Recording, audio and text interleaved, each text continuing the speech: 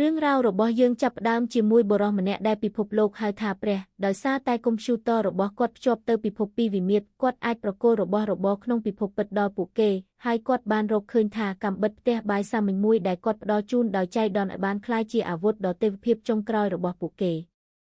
ជាធ្នូវិញអំណោយដ៏តិចតួចរបស់មនុស្សអាចក្លាយជាការពិតប៉ុន្តែគាត់មិនដែលរំពឹងថាការគោរពលើកដំបូងរបស់ពួកគេនឹងធ្វើឲ្យគាត់ភ័យខ្លាចស្ទើរតែស្លាប់នោះទេវាទាំងអស់បានចាប់ផ្ដើមនៅពេលដែលលាវបើកហ្គេមមួយដែលមានឈ្មោះថា Pixel God ហើយភ្លាមនោះសំឡេងមួយបានបន្លឺឡើងនៅក្នុងចិត្តរបស់គាត់នៅថ្ងៃនេះពិភពលោកបានស្វាគមន៍ព្រះដ៏អស្ចារ្យរបស់ខ្លួនត្រឡប់មកវិញការមកដល់របស់អ្នកបានផ្ដល់អត្ថន័យដល់ពិភពលោកម្ដងទៀតនៅពេលដែលគាត់ដឹងខ្លួនឡើងវិញទិដ្ឋភាពនៅលើកុំព្យូទ័រចាប់ផ្ដើមផ្លាស់ប្ដូរដោយបង្ហាញពីវាលស្រែបៃដងរាបស្មើហ៊ុំព័ទ្ធដោយព្រៃឈើនិងទន្លេនៅចំកណ្ដាលមានប្រាសាទដែលមានដំបូលពណ៌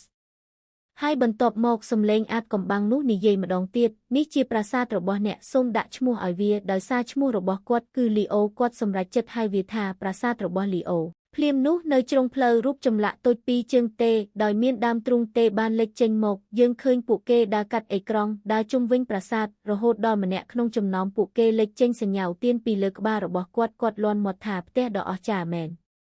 ប្រាកដណាស់ទីនេះត្រូវបានសាងសង់ឡើងដោយព្រះមួយអង្គបុរសតូចម្នាក់ទៀតលើកដៃទាំងពីរឡើងដោយប្រកាសថានេះជាវិវរណៈពីស្ថានសួគ៌ជាដែនដីដ៏មានសំណាងមួយដែលពួកគេត្រូវតែនាំមនុស្សបន្ថែមទៀតមកតាំងទីលំនៅជាដែនដីដែលព្រះបានសន្យារូបសញ្ញាមុខញឹមអន្តែតពីលើក្បាលរបស់ពួកគេនៅពេលដែលពួកគេរត់ចេញពីអេក្រង់ប៉ុន្តែបានត្រឡប់មកវិញប៉ុន្មានវិនាទីក្រោយមកជាមួយនឹងអ្នកដើរតាម5នាក់ទៀតឥឡូវនេះមនុស្សតូចចំនួន7នាក់ចាប់ផ្ដើមថ្វាយបង្គំនៅជុំវិញប្រាសាទពួកគេសង់ខ្ទមតូចមួយដែលមានស្លឹកឈើជ្រុះនៅក្បែរនោះហើយពីក្រៅអេក្រង់ពួកគេបានដាំដំបុករីហើយដុតភ្លើងនៅក្បែរប្រាសាទសញ្ញាមួយលេចឡើងអ្នកទទួលបានរឿងនេះហើយក្រុមអ្នកជឿដំបូងគេបង្អស់នៃសតវត្សជំនឿគឺជាឧបករណ៍ដែលអ្នកធ្វើអភូតហេតុចូលទៅប្រមូលវាបន្ថែមទៀតនៅជ្រុងខាងស្ដាំខាងលើរូបតំណាងមនុស្សតូចមួយតំណាងឲ្យចំនួនប្រជាជនខណៈដែលរូបតំណាងព្រះបរមរាជវាំងនៅក្បែរវាតំណាងឲ្យជំនឿរបស់ពួកគេចំនួនប្រជាជននិងជំនឿស្ថិតនៅលេខ7វាហាក់ដូចជាអ្នកជឿម្នាក់ផ្ដល់នៅចំណុចមួយនៃជំនឿយ៉ាងពិតប្រាកដពេលបើកមើលនុយជំនឿគាត់បានរកឃើញពន្លឺដែលចាក់សោដែលតំណាងឲ្យអភូតហេតុទាំងនេះតម្រូវឲ្យមានជំនឿមួយចំនួនដើម្បីដោះសោដែលមូលដ្ឋានគ្រឹះបំផុតគឺទឹកភ្លៀងទោះបីជាមានភ្លៀងធ្លាក់ខ្លាំងជាងនេះក៏ដោយជាឧទាហរណ៍ភ្លើងនៃ Aegis ជាកន្លែងដែលព្រះសមុទ្រមួយអង្គបានចាប់នាគភ្លើងមួយក្បាលដាក់គុកដើម្បីបង្កើតអច្ឆរិយៈមួយដែលអាចបញ្ចេញធ្មធំដែលកំពុងឆេះបានលីអូសម្លឹងមើលរបស់ទាំងនេះហើយធ្លាក់ចូលទៅក្នុងការគិតយ៉ាងស៊ីជម្រៅនេះមានន័យថាគាត់ត្រូវការអ្នកជឿយ៉ាងហោចណាស់10នាក់ដើម្បីធ្វើអភូតហេតុជាមូលដ្ឋានមួយការបង្កើនចំនួនប្រជាជនឥឡូវនេះគឺជាអាទិភាពចម្បងរបស់គាត់មិនដូចហ្គេមគ្រប់គ្រងផ្សេងទៀតទេកម្មវិធីខ្លែងធ្វើព្រះមិនអនុញ្ញាតឲ្យអ្នកសាងសង់ផ្ទះឬបង្កើតពលរដ្ឋដោយផ្ទាល់ទេអ្នកអាចរងចាំតែមនុស្សភីខ្សែប៉ុណ្ណោះពួកវាត្រូវតែបន្តពូជឬប្រមូលផ្ដុំគ្នាដោយខ្លួនឯងខណៈពេលដែលយើងមើលមនុស្សភីខ្សែទាំងនេះធ្វើស្រែចម្ការភ្លាមនោះគាត់សង្កេតឃើញមនុស្សតូចនៅជុំវិញប្រាសាទមានអាកប្បកិរិយាចម្លែកទឹកមុខសោកសៅអន្តែតពីលើក្បាលរបស់ពួកគេនៅពេលដែលពួកគេអោបគ្នានៅជុំវិញប្រាសាទក្នុងការអធិស្ឋាន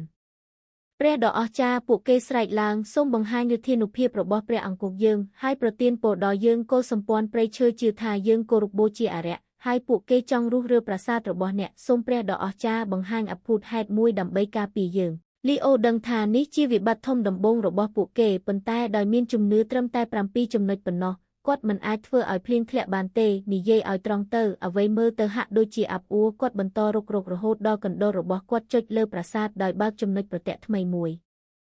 នៅចំកណ្ដាលគឺជាភ្លើងឆេះព្រៃធ្វើពីថ្មមួយដែលមានរូបសំណាកមនុស្សពណ៌ប្រផេះឈរនៅពីមុខវាលក្ខណៈពិសេសរបស់រូបសំណាកនេះមានភាពព្រើដែលជារូបភាពមិនច្បាស់លាស់នៃអាទិទេពដែលស្រមៃដោយមនុស្សភីខ្សែនៅពីមុខរូបសំណាកនេះមានតវែងមួយដែលមើលទៅសាមតនេះមានរន្ធពីរមួយធំនៅខាងឆ្វេងមានស្លាកសញ្ញាសួយសារអកនិងមួយទៀតតូចជាងនៅខាងស្ដាំមានស្លាកសញ្ញាពរជ័យបច្ចុប្បន្នទាំងពីរទេស្អាតសួយសារអកងាយយល់ណាស់ដូច្នេះពរជ័យត្រូវតែជាអំណាចឬរបស់របរដែលព្រះប្រទានដល់អ្នកជឿប្រហែលជានេះជាអភូតហេតុដែលពួកគេត្រូវការប៉ុន្តែបន្ទាប់មកលីអូបានកត់សម្គាល់ឃើញអ្វីមួយចម្លែកមិនគួរឲ្យជឿតវែងនោះមើលទៅសាម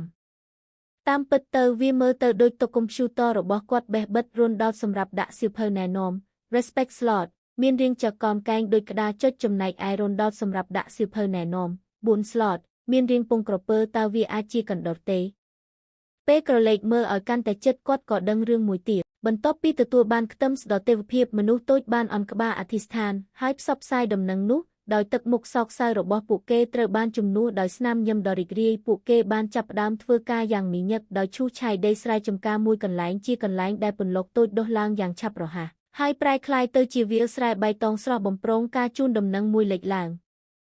ពរជ័យរបស់អ្នកបានបង្រៀនអ្នកជឿពីរបៀបដាំនិងប្រើប្រាស់ខ្ទឹមហើយជំនឿរបស់ពួកគេក៏បានកើនឡើងទៅតាមនោះចំណុចជំនឿនៅជ្រុងលោតពី7ទៅ22ដែលបង្ហាញថាអំណោយដ៏ទេវភាពគឺជាមធ្យោបាយរហ័សមួយដើម្បីប្រមូលផលបដិភាពសេហៈឃើញខ្មៅដៃមួយនៅលើទរបស់គាត់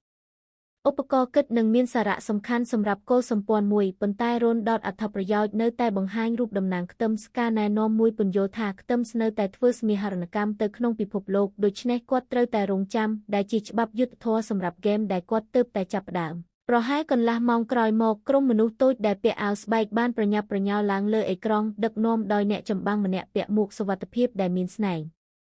ពួកគេប្រដាប់ដោយលំពែងឈើនិងពើបានឡោមព័ទ្ធប្រាសាទដោយស្រែកថាការបរបាញ់អារក្សនេះត្រូវបានកំទេចជាបន្ទាន់ពួកគេហៅអ្នកស្រុកប្រាសាទថាជាអ្នកដើរតាមអារក្សហើយទាមទារឲ្យដុតអ្វីទាំងអស់ចោលនេះគឺជាកុសសម្ព័ន្ធព្រៃដែលអ្នកជឿបានរៀបរាប់ដែលពិតជាជឿថាមានអារក្សរស់នៅក្នុងប្រាសាទអ្នកជឿទាំង7អ្នកមានការភ័យខ្លាចយ៉ាងខ្លាំងសញ្ញាឧទានបានលេចឡើងពីលើក្បាលរបស់អ្នកជឿនៅពេលដែលពួកគេវ៉ាដោយទូចថានេះជាវិមានដ៏ពិសិដ្ឋជាកន្លែងដែលព្រះបានប្រទានអភូតហេតុកុសសម្ព័ន្ធព្រៃឈើដែលនៅសល់បានរត់គេចខ្លួនដោយភាពភ័យរន្ធត់ទាំងស្រុងមានតែអ្នកជឿទាំង7នាក់ប៉ុណ្ណោះដែលនៅសល់រូបព្រះរបស់ពួកគេឥឡូវនេះបង្ហាញកំហឹងដ៏សុចរិតនៅពេលដែលពួកគេស្រែកថាអ្នកវាយប្រហារបានញុះញង់ព្រះលីអូបានមើលជោគវាសនារបស់អ្នកប្រមាថដោយអារម្មណ៍ពេញចិត្តយ៉ាងខ្លាំងនិយាយឲ្យត្រង់ទៅការត្រូវបានគោរពបូជាជាព្រះមានអារម្មណ៍ល្អណាស់គាត់បានសម្រាកដោយកត់សម្គាល់ឃើញការឈឺចាប់បន្តិចនៅរបស់គាត់ព្រោះហ្គេមសាមញ្ញនេះមានគុណភាពចម្លែកនិងញៀនដែលធ្វើឲ្យគាត់លេងរហូតដល់ពាក់កណ្ដាលអធ្រាត្រដោយស្ទាក់ស្ទើរគាត់បានបិទកុំព្យូទ័រដើម្បីគេងមុនពេលធ្វើការប៉ុន្តែនៅពេលដែលគាត់ដេកលើគ្រែគំនិតចម្លែកមួយបានរសាត់ចូលក្នុងគំនិតរបស់គាត់ប្រសិនបើគាត់អាចកោះហៅគ្រោះមហន្តរាយហើយប្រគល់វត្ថុក្នុងពិភពពិតដល់មនុស្សដែលមានភិក្ខែទាំងនេះនោះនៅក្នុងក្រសែភ្នែករបស់ពួកគេគាត់ពិតជាព្រះមួយអង្គមែននៅថ្ងៃបន្ទាប់នៅពេលដែលគាត់បញ្ចប់ការងារលីអូបានប្រញាប់ប្រញាល់ទៅផ្ទះដើម្បីបើកកម្មវិធីក្លែងធ្វើព្រះហើយត្រូវបានស្វាគមន៍ដោយអេក្រង់ផ្ទុកដែលធ្លាប់ស្គាល់គាត់បានដកដង្ហើមធំដោយធូរស្រាលដែលឯកសាររក្សាទុករបស់គាត់នៅដែរប៉ុន្តែឈុតឆាកនៅលើអេក្រង់បានធ្វើឲ្យគាត់ភ្ញាក់ផ្អើលទាំងស្រុងឥឡូវនេះមានខ្ទមដំបូល5ខ្នងដែលមានទីតាំងនៅជិតវត្តដែលខ្ទមនីមួយមានចំការខ្ទឹមស្រៀងខ្លួនហើយចំនួនប្រជាជនបានកើនឡើងពី7ទៅ30នាក់បន្ទាប់ពីរន្ទះបាញ់កាលពីម្សិលមិញគាត់នៅសល់តែ2ចំណុចនៃជំនឿប៉ុណ្ណោះប៉ុន្តែឥឡូវនេះចំនួននោះបានកើនឡើងដល់25ការកើនឡើង23ចំណុចនេះត្រូវគ្នានឹងអ្នកមកដល់ថ្មីដែលបញ្ជាក់ពីទ្រឹស្ដីរបស់គាត់អ្នកដើរតាមថ្មីម្នាក់ផ្ដល់នៅចំណុចនៃជំនឿមួយយ៉ាងពិតប្រាកដអ្វីដែលសំខាន់ជាងនេះទៅទៀតពិភពហ្គេមបានបន្តវិវត្តសូម្បីតែពេលដែលកុំព្យូទ័របិទក៏ដោយហើយប្រអប់បញ្ចូលថ្មីមួយបានលេចឡើងនៅលើអេក្រង់វាបានជូនដំណឹងដល់គាត់ថាអ្នកដើរតាមរបស់គាត់ឥឡូវនេះមានចំនួនគ្រប់គ្រាន់ដើម្បីបង្កើតគោលសម្ព័ន្ធមួយហើយបានសុំឲ្យគាត់ផ្ដល់ឈ្មោះសម្រាប់ពួកគេគាត់បានវាយបញ្ចូល Garlic Tribe ដោយចៃដន្យដោយគិតថាដោយសារតែវប្បធម៌ទាំងមូលរបស់ពួកគេវិលជុំវិញអំណោយរបស់គាត់ឈ្មោះនេះគឺសមហេតុផលឥតខ្ចោះ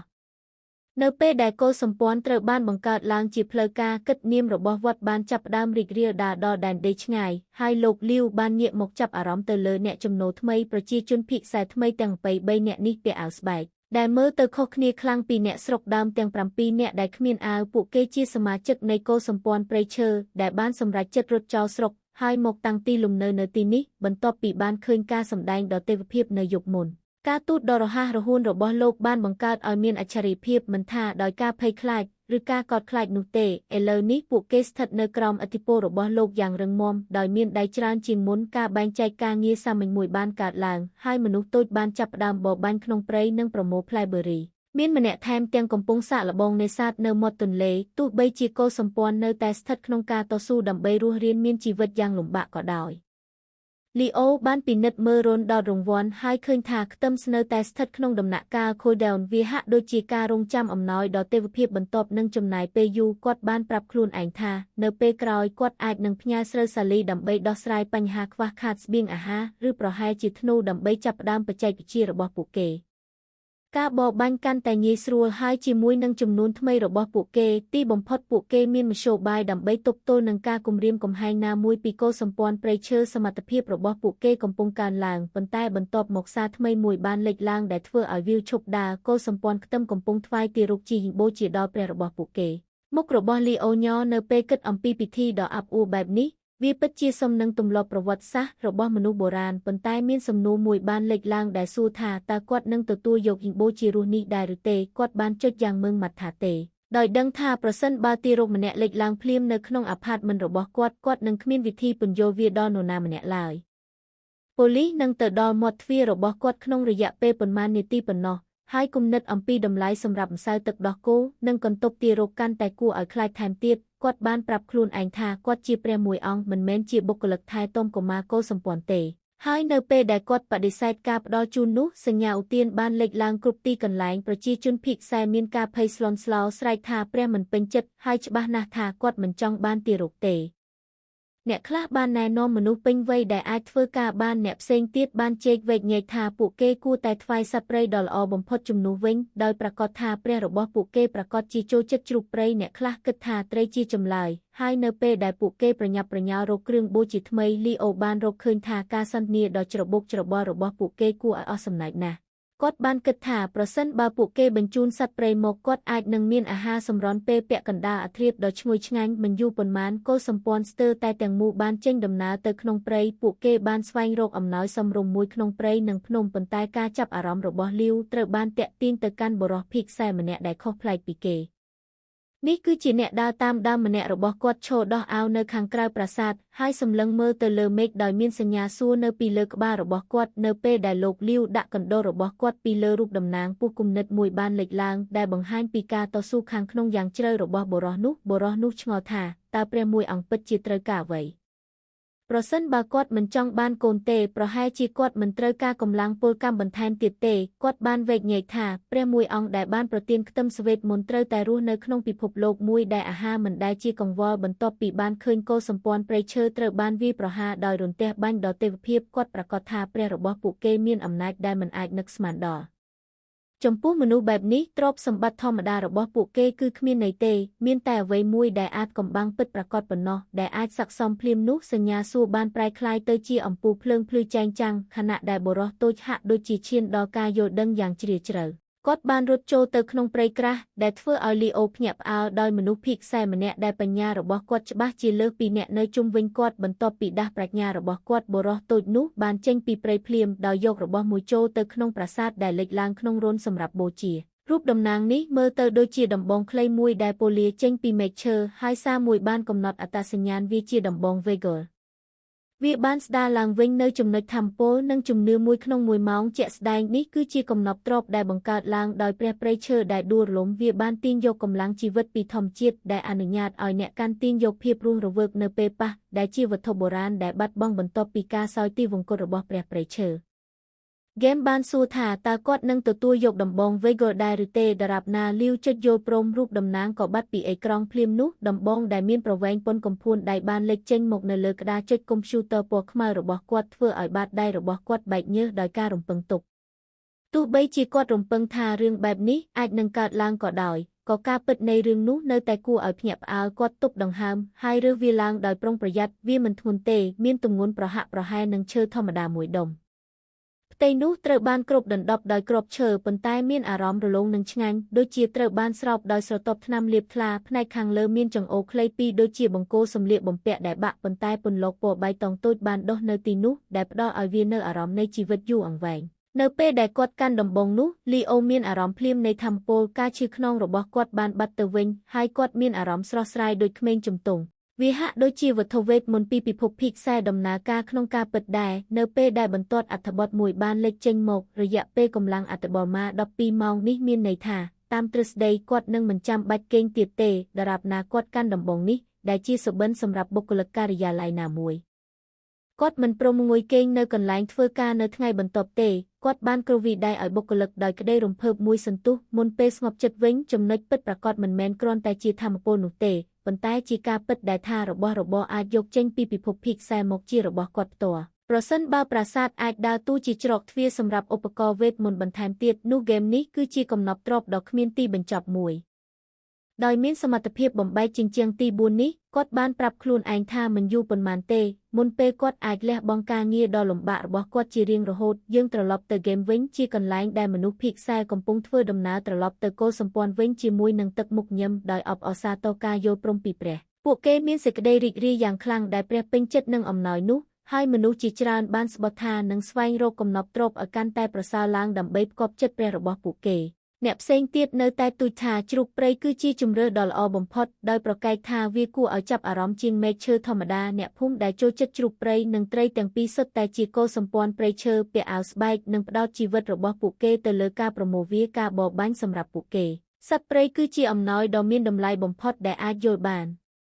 លីអូបានសម្លឹងមើលហ្វូងមនុស្សដោយព្យាយាមស្វែងរកបុគ្គលជាក់លាក់ដែលបានរកឃើញបុគ្គលិកវេហ្គលប៉ុន្តែដោយសារតែពួកគេទាំងអស់មើលទៅដូចគ្នាបេះបិទដោយគ្មានឈ្មោះឬលក្ខណៈពិសេសតែមួយគត់ការកំណត់អត្តសញ្ញាណគឺពិបាកណាស់បន្ទាប់ពីការស្វែងរកយ៉ាងហ្មត់ចត់ទីបំផុតគាត់បានប្រទះឃើញគាត់នៅក្នុងប្រាសាទដោយគ្មានអាវដើរដោយជើងទេនិងនៅតែមានសញ្ញាសួរសារថ្មីមួយបានភ្លឹបភ្លែតនៅលើអេក្រង់អ្នកជឿម្នាក់បានដាស់ប្រាជ្ញាតើអ្នកចង់ប្រែក្លាយគាត់ទៅជាហោរាទេ